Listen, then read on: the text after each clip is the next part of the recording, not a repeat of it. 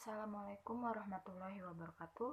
Saya Suraya Hasna Muhammad dengan NIM 430402000002 ingin memaparkan materi yang berjudul Klasifikasi Tes Psikologi.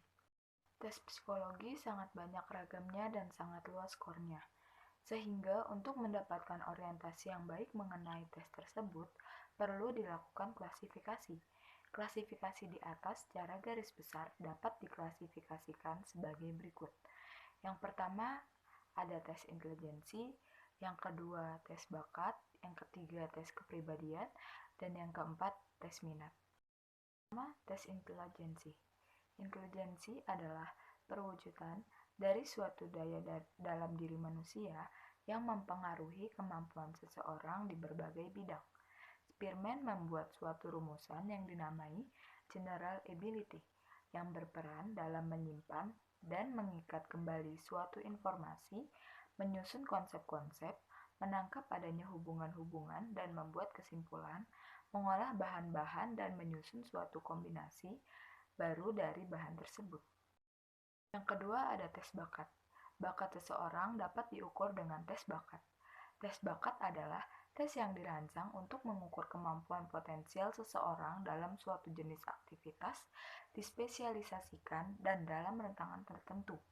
Tes bakat adalah tes kemampuan khusus, disebut juga tes perbedaan individual.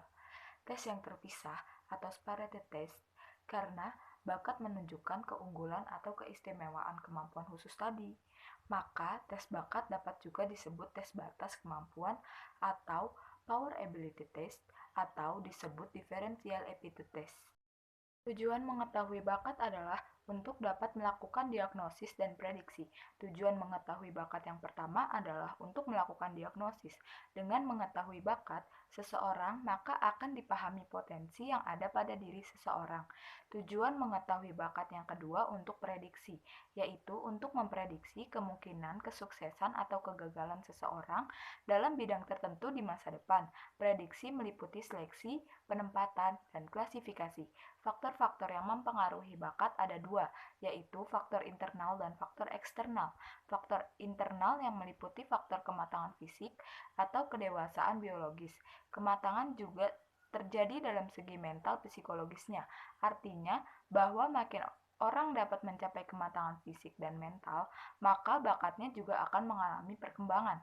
Faktor eksternal yang meliputi lingkungan dan pengalaman lingkungan yang baik akan menunjukkan perkembangan bakat-bakat yang ada pada individual yang bersangkutan.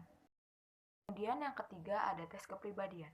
Kepribadian menurut Alport adalah suatu organisasi yang dinamis yang berada dalam individu dari sistem psikofisik yang menciptakan pola karakteristik individu dalam berperilaku, berpikir, dan merasakan.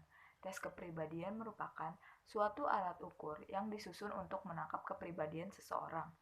Untuk menggunakan suatu alat ukur kepribadian, perlu melihat landasan teoritisnya sehingga dapat menggunakan alat tersebut dengan tepat. Alat tes yang disusun untuk mengungkap kepribadian secara garis besar dapat dikelompokkan berdasarkan. Yang pertama, tes proyektif proyeksi merupakan suatu proses pelampiasan dorongan, perasaan, dan sentimen seseorang keluar melalui suatu media sebagai suatu mekanisme pertahanan diri.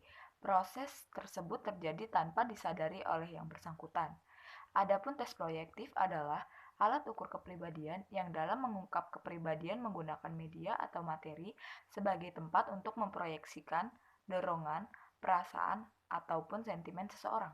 Kemudian yang kedua, tes non-proyektif.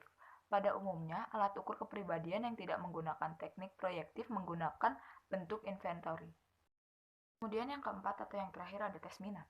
Pada umumnya hasil tes minat digunakan dalam 4 bidang terapan, yaitu yang pertama ada konseling karir, yang kedua konseling pekerjaan, yang ketiga penjurusan siswa, dan yang terakhir perencanaan bacaan pendidikan. Sekiranya cukup sekian dari saya, kurang lebihnya mohon maaf. Wassalamualaikum warahmatullahi wabarakatuh.